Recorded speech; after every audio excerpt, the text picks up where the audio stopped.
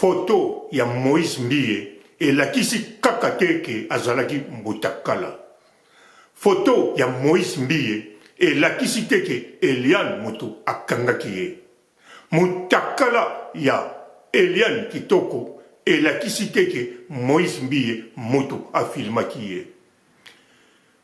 Kofunda avocat ya Eliane a porté Moïse Mbie plainte ya viol kobima na ye na 17 ans elakisi kaka te ke eza viol to eza viol te. Mbote ba papa ba mama ba deko. Mbote ba rando na ba randonette. Mbote batoyo balingaka rando na ba oyo balingaka rando te. Mbote ba jeune garçon na ba jeune fille. Mbote ba namike na ba bébé.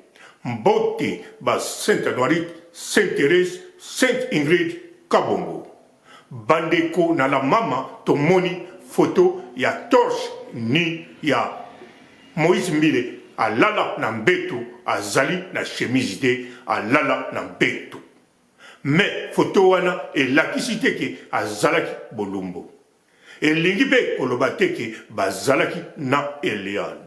Soki pe bazalaki na Eliane ezali deli moko te ezali pe mabe te soki esalamaki na volonté ya Eliane.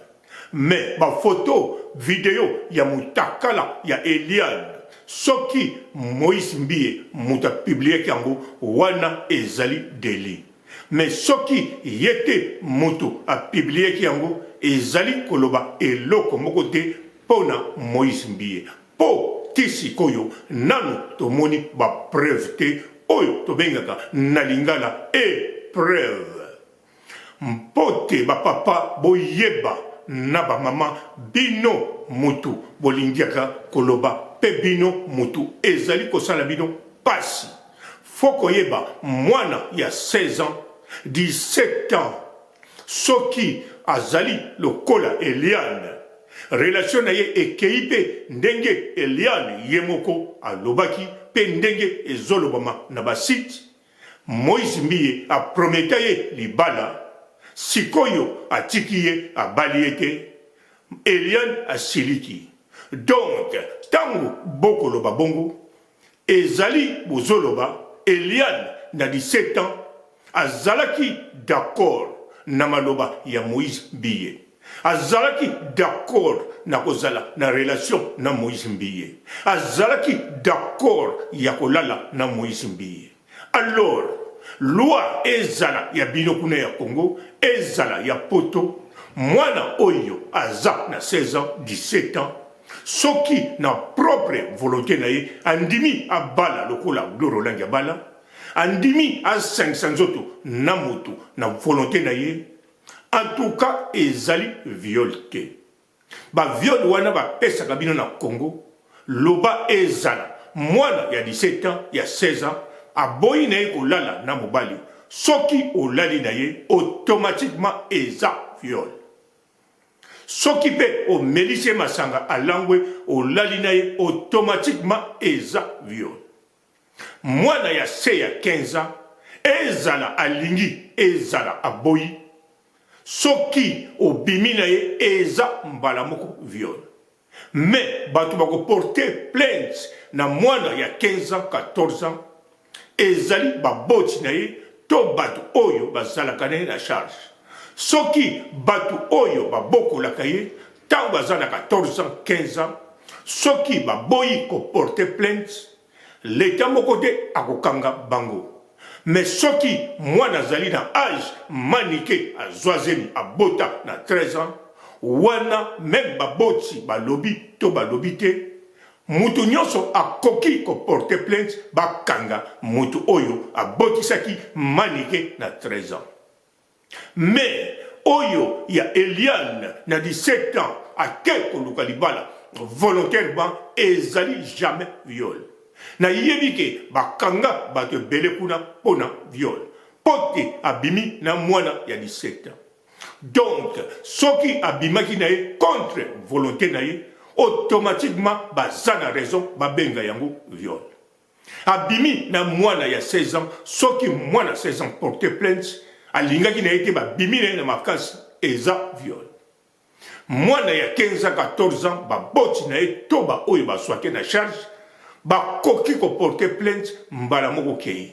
Na se nango mutu nyonso akoki ko porter plainte. Moko te aloba wana eza mibeko ya poto. Na Congo livre wana botangaka bamindele mutu basala yango. Bino bosala yango te. Babubu o bolataka pona bosambisa batu. Bino te mutu bosala yango. Bamindele mutu basala yango. Majorité âge ya majorité oyo mutu akokoma mukolo ya 18 ans bamindele mutu basala yango bino te. Po soki oke na ba village ba chef coutumier ba sambisaka na buku wana te ba sambisaka na ba bubu wana te pe oya bango ezalaka sacré. Mais oya bino ezali emporté. Ndenge moko to sombaka biloko kolia emporté ou bengi na téléphone ba yelio biloko ya moto olie. Yango wana mibeko oyo boza kosalela kuna ezali ndenge moko mibeko ya banoko. Surtout na moment oyo Congo eza susu Congo Zaire te mais eza Congo Belge. Yango wana mibeko bokosalela ezali toujours ya banoko. Biloko bokotanga na kelasi ezali toujours ya banoko.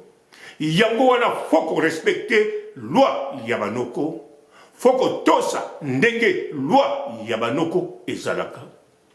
Oyo deja Moïse Mbie abima na 17 ans. Wana eza deja violté. Soki yemoko ndenge alobaki na babandi abandaki ko bima na donc azalaki d'accord.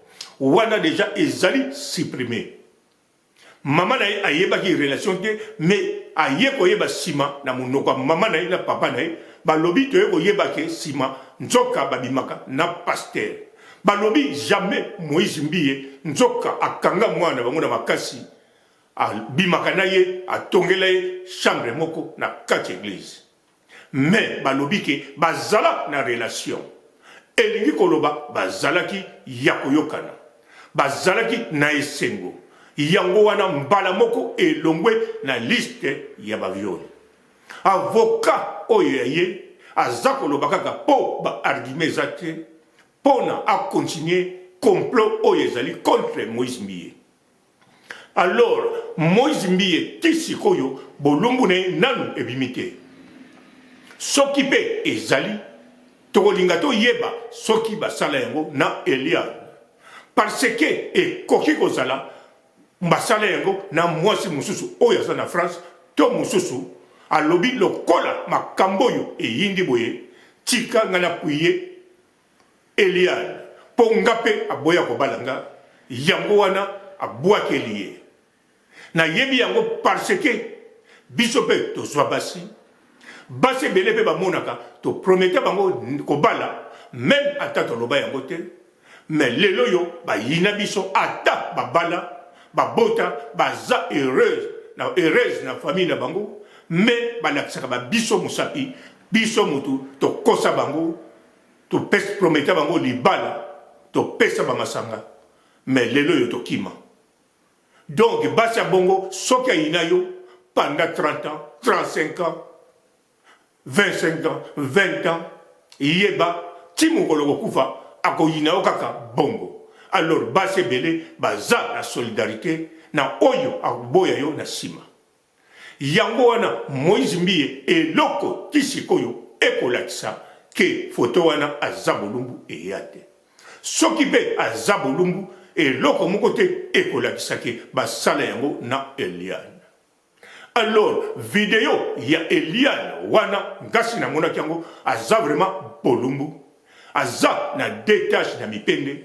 Moko na likolo na dendo na partie gauche moko saleto kitimuke na kanisa ezaba tâche moko oyo eyaka elongwaka soki muta finio makasi lokola za mwasi ya pembe na moni pe tolo na ye ezali vraiment boule et kweya atamukete na ba video wana mais oyo ya Moïse Mbie nano na moni yango te na zape na posa ya komona yango te mais mutu oyo alingi kotindelanga pona confirmer En tout cas, sokoza na numéro ya petit nanga ya mwasi, Mimi la japonaise, tindele yango po ya za mwasi, bongo abekelanga lisolo. Nga ya mibali na talaka yango te, kaka ya basi. Loba mwasi mususu aboya, lokola manike alobi, oya ye e kauka akotikala jamais. En tout cas, j'espère pe atikala te, pona yebite soki na kosepela nango to na kosepela te. Soki ezalaki na tamba kala na kokoloba na kosepela nango parce que ben bolumbu ezala muki. Mais lelo yo ba bolumbu na kati internet en tout cas eza ebele. Pongana fixé misu na ngana talaka ya yo ezali na zo perdre de temps. Yango wana fona tala o na zo mona ya kitoko pe ya ezako pesanga nzoto elengi orie na mela ankoro. Yango wana na ndenge tozako kende na oyo ya Moïse Mbie. En tout cas tina sikoyo Moïse Mbie azali toujours présumé innocent. Donc azamutu tozomona faute na mabe asalike na miso ya mibeko ya leta pe na miso ya bato. Na miso ya nkolo soki asangisa nzoto asali ekobo ndenge bato ebele basalaka ndenge ba pasteur oyo ya liboso oyo yalanda na nsima basasa kosasa bamama ya église basere ya église bana ya basere ya église voire même tina kati ya famille na bango basasa kosasa mais bango bazwa chance ebima te. Moïse Mbie babaloba abala gege akoki kolala na mwasi te. Mais lelo yo bato mosusu ba komi kondima ke alala na mwasi to alala na basi alingi siko ko balate. Alors côté kuna eza mwa moke avantage pona Moïse Mbie alongwa na liste ke alala na basi te. Ba be preuve yo e koki ko edeye. Bien sûr na image ya mosala nzambe ezali problème ou bien moi problème po bandimine na ndimite ba kokimaye. Mais ekolongola na image ke abimaka na mibali ekolongola na image ke abimaka na maika mbai. Mais sikoyo bako comprendre Moïse Mbie aliaka nde abimaka nde na basi ayokaka gu oyo biso nyonso toyokaka oyo ezali bilengi ya liboso na mokili oyo soki oyoki yango te na mokili oyo oyaki kaka kosala perte to oyaki kotika bato na mokili po elengi eleki bilengi wana ezate. Yango wana Moïse Mbie ndenga za wana Eliane ndenga za wana azali désespéré te mais azali na clique ya bato na nsima na ye oyo bazali kotinda ye akontinue kosala makambo ya boye. Mais yepe abanga te azala no mwana akoki kobala pona mokola lelo ekipaka nango te ozala mobulu to ozala sérieux okozwa na kaka mobali surtout soki yo linga kosanisa nzoto mobali wana alinga kosanisa nzoto bokoki kosala couple kaka ya kosanisa nzoto mbala moko boza komema vi na bino bokobota pe elongo même ata okobota mwana ya mobali mosusu mais importance ya mobali wana azwa yo mpona kosanisa nzoto po ye alinga kosanisa nzoto oyo etikali eza nsima. Yango wana akoki mpe kaka kozwa libala amitungisa te mpe nzoto na ye en tout cas ezali vraiment bien na age na ye mpe bato ya age na ye bakosepela na yango na kanisa aza na chance to ba oyo baleki ye na 10 ans voire même 15 ans bakosepela na ye mpe ya kobala na ye ekokende nango kitoko. Mais pour le moment Moïse Mbie azali nde innocent. Na sukisi awa botika la malamu. Ciao. Bonjour fidèles internautes de www.elengiakomba TV. Bonjour, bonsoir, balandi nyonso ya Elengi ya Komba. Congolaise TV. Partout dans le monde, partout où vous êtes, partout où vous êtes, Elengi ya Komba TV vraiment. Bonjour, bonsoir, na abonné bafa nyonso ya Elengi ya Komba Congolais TV. Bonjour à mon boss, on a appelé ça vraiment un pandi. Bonjour à mon boss, JP Kiama. Je salue mon boss Balobi, boss de boss Babi, JP Kiama.